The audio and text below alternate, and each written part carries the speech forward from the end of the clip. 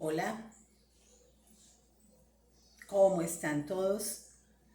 Me encanta que nos estemos encontrando nuevamente en esta actividad de leamos y aprendamos juntos por este recorrido tan maravilloso que estamos haciendo con este aprendizaje, con este conocimiento, con este reconocimiento y bueno, con algunas de nuestras curiosidades, algunos aspectos interesantes que no eran tan conocidos por nosotros. Espero que hayan tenido una semana agradable, llena de luz, de color, de sonrisas, de vida y que el fin de semana que viene sea familiar, sea grato, sea de un encuentro muy amoroso. No dejen de invitar a alguien a que vea este enlace, a que se una a mi canal, a que siga aprendiendo como hemos aprendido nosotros. Y así, continuando con estos temas tan interesantes, tampoco podemos dejar atrás nuestro cafecito que nos da un toque de alegría y de buen sabor a estos momentos. Bueno, hoy vamos a continuar viendo las culturas asiáticas. Recuerdan que son cuatro: la cultura japonesa, la cultura china, la cultura mongola y la cultura hindú. Hoy vamos a ver la cultura mongola, una cultura que a mí me apasiona porque me parece supremamente atractiva por lo distante, por el desconocimiento que se ha tenido de ella, pero tiene unos aspectos maravillosos y muy interesantes para conocer. Y es lo que hoy les quiero compartir, esta cultura mongola tan rica también en toda la extensión que podamos mirarla. Pues bien, Mongolia es un país localizado entre China y Rusia. Su capital es Ulan Bator. La superficie de este país es de 3 veces la superficie de Francia y tiene 3 millones de habitantes, de los cuales la mitad vive en la capital y la otra mitad es nómada.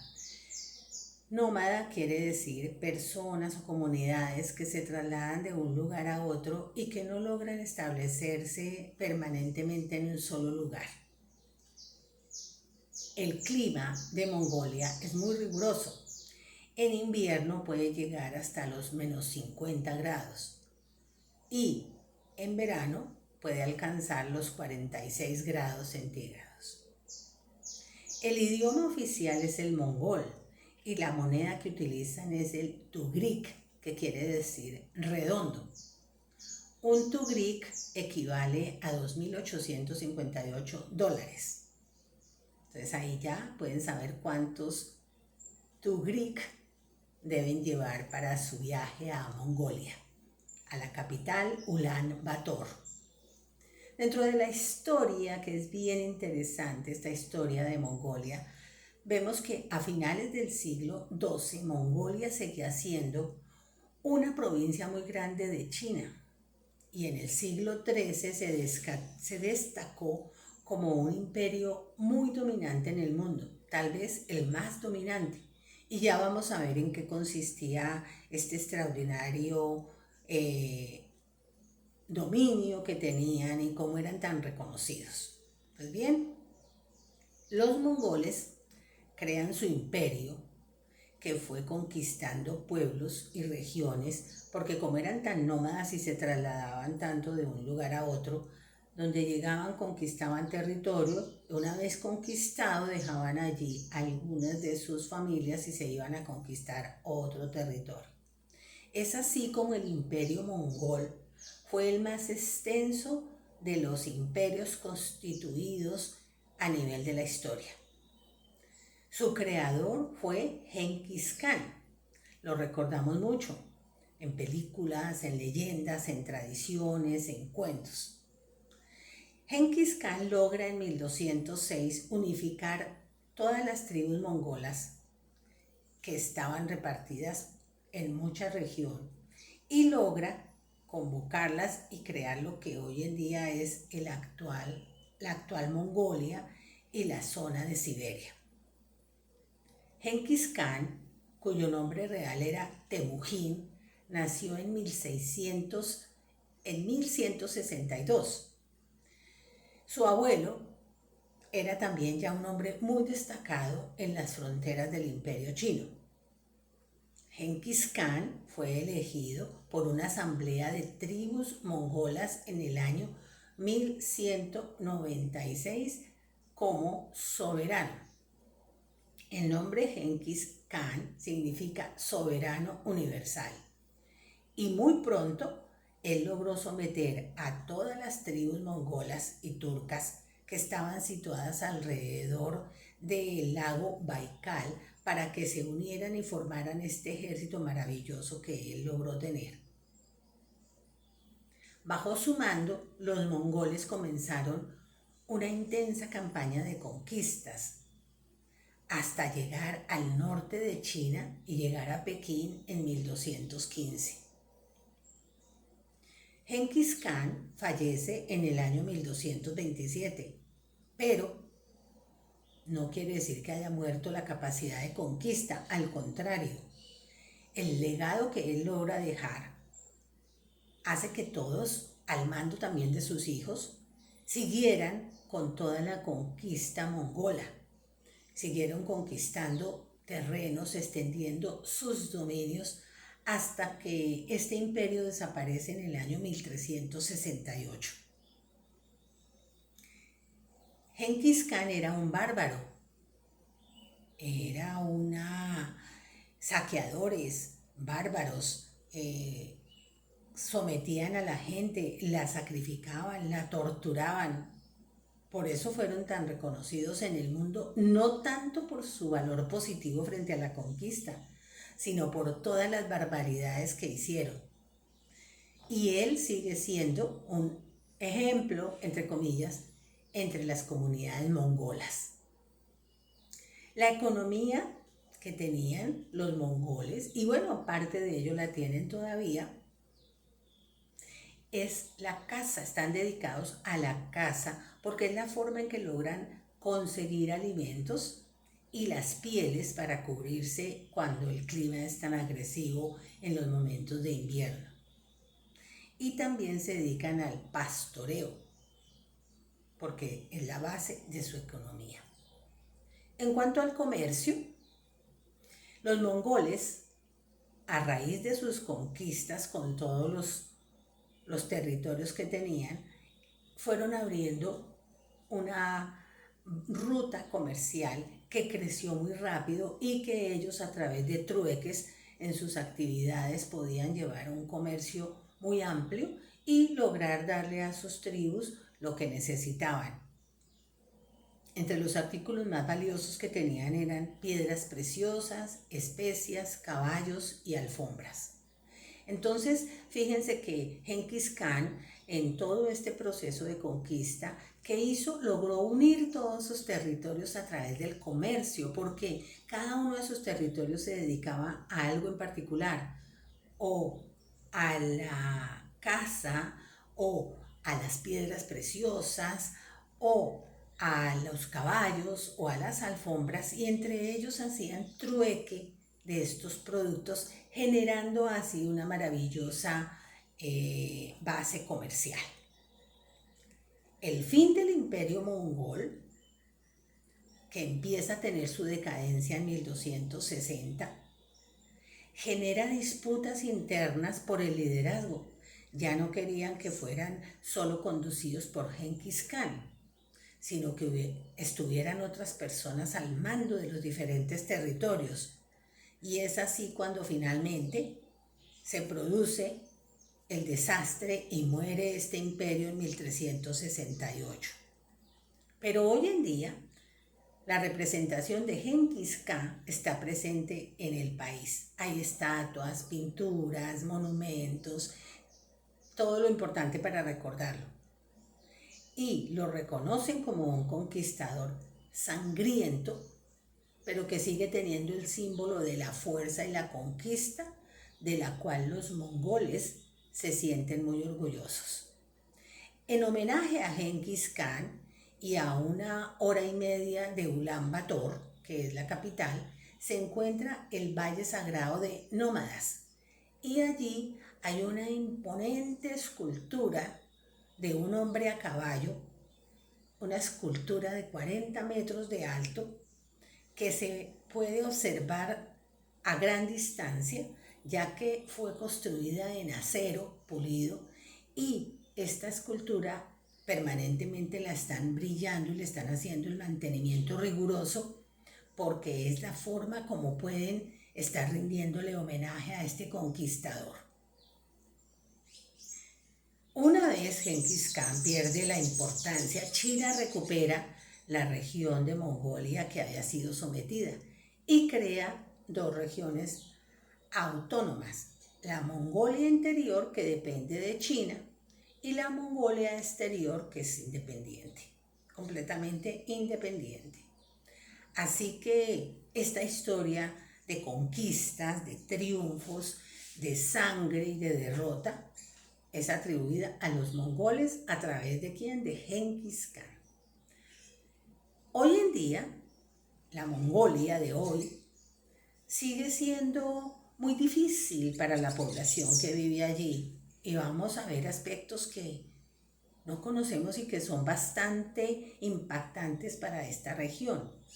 Por ejemplo, es una región de una pobreza inmensa, una gran pobreza. Algunos, los que están en el campo, pues siguen siendo considerados nómadas y les cuesta mucho trasladarse a la ciudad o quedarse en un sitio definitivo. Por lo tanto, su vida no es la más fácil ni la más envidiada.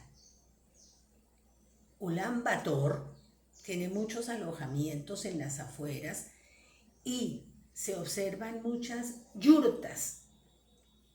Yurta es la vivienda modular que tienen los mongoles. Es una casa redonda y transportable. Ellos llevan su casa, la desbaratan completamente y la trasladan de un sitio a otro. Está hecha de un armazón de madera recubierto de un fieltro de lana al cual le ponen una gruesa tela de algodón impermeable que los protege de las inclemencias del clima. Por lo tanto, ver una ciudad, obviamente, que tiene edificios y construcciones modernas, pero que a sus alrededores tiene muchas yurtas, pues el turista se impacta al ver esto. Y cuando entra a una yurta se sorprende. Allá adentro tienen todo. Su sala, su comedor, su cocina, sus camas, porque son unas viviendas muy, muy grandes. Pero han sido tan hábiles en la construcción de ellas que, como les digo, las trasladan porque son nómadas, porque no se quedan en un solo sitio, porque no se quedan en un territorio. Y todo debido también al desempleo que tienen allí, que es lo más cotidiano, el desempleo. A raíz del invierno, ellos se quedan en un sitio por mucho tiempo. Por lo tanto, no pueden a veces conseguir un empleo estable y se quedan allí en sus casas. También ha sido muy importante el descubrimiento de minas de oro y cobre, lo cual ha traído empleo, dinero, pero también ha traído muchas disputas por su explotación. ¿Por qué? Porque de todas maneras son empresas internacionales las que han traído esta explotación y los mongoles se sienten utilizados y se sienten desplazados de su tierra. En cuanto a la religión, practican el budismo tibetano, pero también el animismo, que es la creencia más común en mongol y se trata de que cualquier elemento del mundo natural puede ser adorado siempre y cuando tenga movimiento o vida. Entonces ellos pueden adorar a un animal, pueden adorar a una planta, pueden adorar a una persona.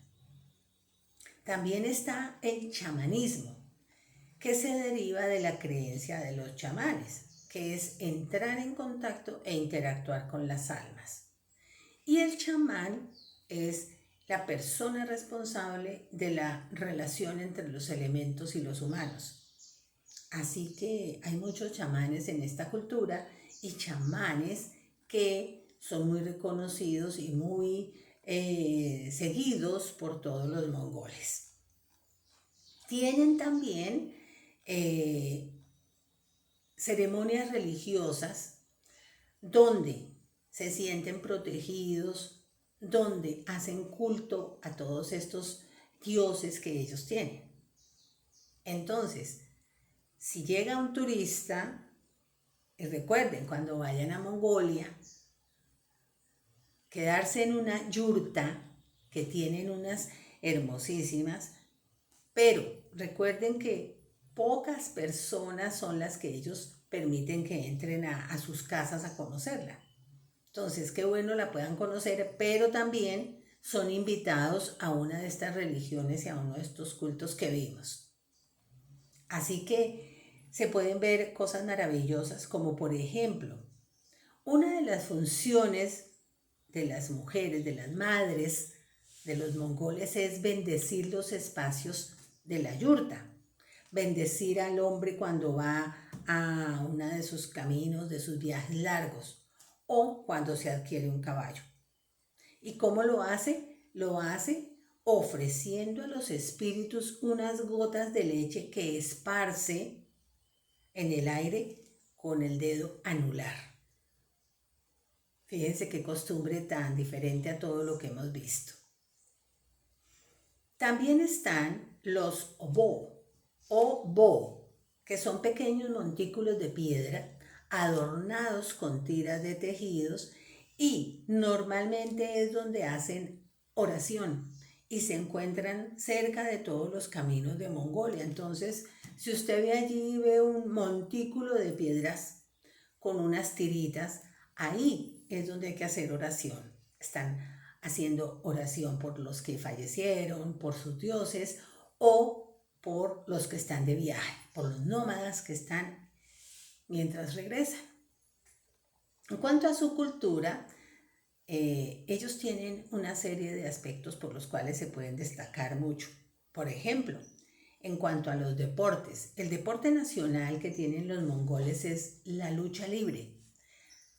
Organizan grandes campeonatos, pero se vuelve a encontrar en estos juegos cotidianos, en estos juegos que es de lucha, que es de enfrentamiento, porque es lo que han vivido siempre, es la tradición que tienen. Y la lucha libre que tienen ellos se caracteriza porque no tiene ninguna categoría como en las luchas de la parte occidental. Ellos sencillamente luchan, pelean.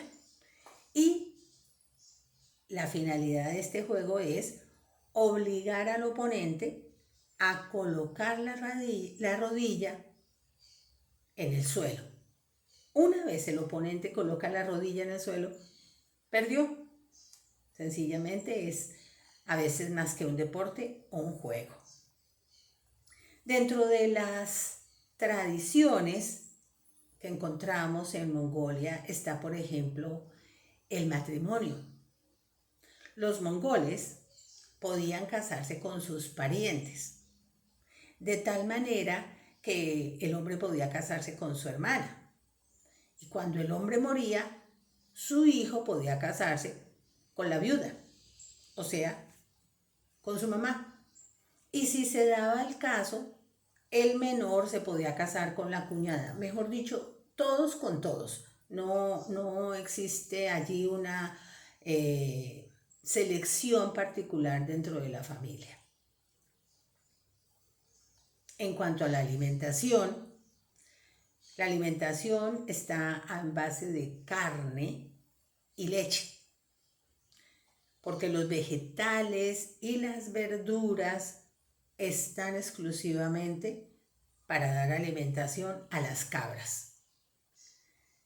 Comen carne de caballo, de lobo, de zorro y hasta de perro. Y también el consumo de la leche de yegua, de camella, de oveja y de la cabra. En cuanto a su vestimenta, es igual la vestimenta tanto para hombres como para mujeres. No hay mucha diferencia. ¿Y por qué? Porque con estos fríos tan intensos, porque Mongolia en la mayor parte del año es fría. En estos fríos tan intensos pues son las pieles de los animales que cazan. Entonces casi todos están vestidos igual, unos gorros completamente fuertes, calientes y muchas pieles en su cuerpo, zapatos hechos de piel también, entonces las diferencias son muy pocas. En cuanto a la convivencia, actualmente es muy buena, no antes cuando se disputaban tanto los territorios. Ahora es buena, hay un líder, se respeta a ese líder y nunca roban ni pelean entre ellos. Su larga tradición de saqueadores, porque los mongoles, además de ser sanguinarios, fueron saqueadores, les permitía en aquel entonces adquirir todos los bienes que necesitaban. Era sencillo ir a algún sitio, saquear todo y traerlo a su familia. Y uno de los lugares favoritos que ellos tenían para esta actividad era el norte de China, que ellos tuvieron que en muchas ocasiones reparar nuevamente su muralla porque la incursión de los mongoles destruía parte de sus murallas y acababa con todo lo que habían hecho y destruían todo y volvían nuevamente al pueblo que habían saqueado.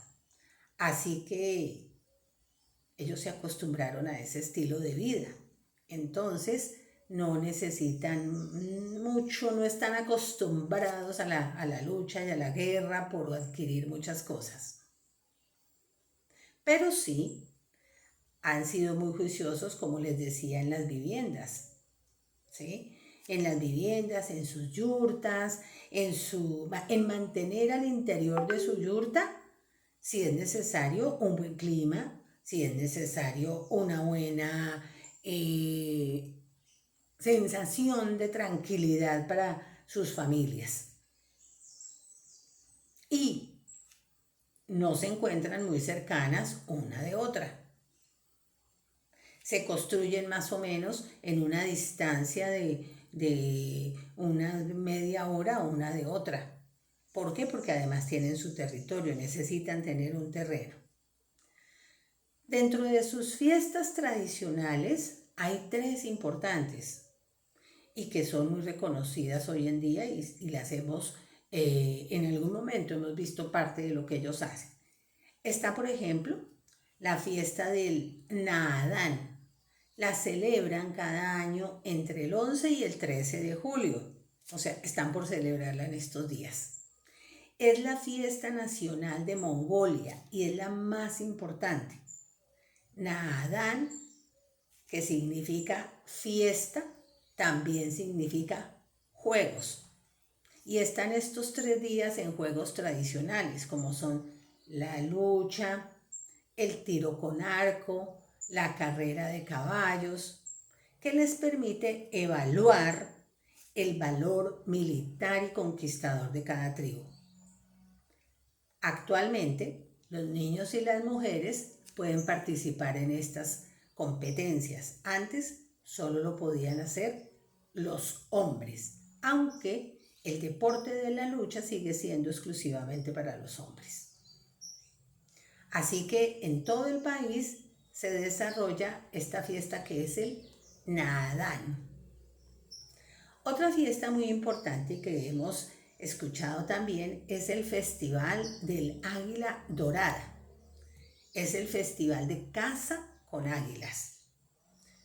No sé si ustedes recuerdan o cuando tengan oportunidad de ver una película que esté como en base a la vida de Genghis Khan, cómo ellos adiestraban las águilas para mandarlas a las tribus a donde iban a llegar y las águilas volvían y ellos sabían que al regreso del águila era que el territorio estaba cerca y ya podían ir a conquistarlo.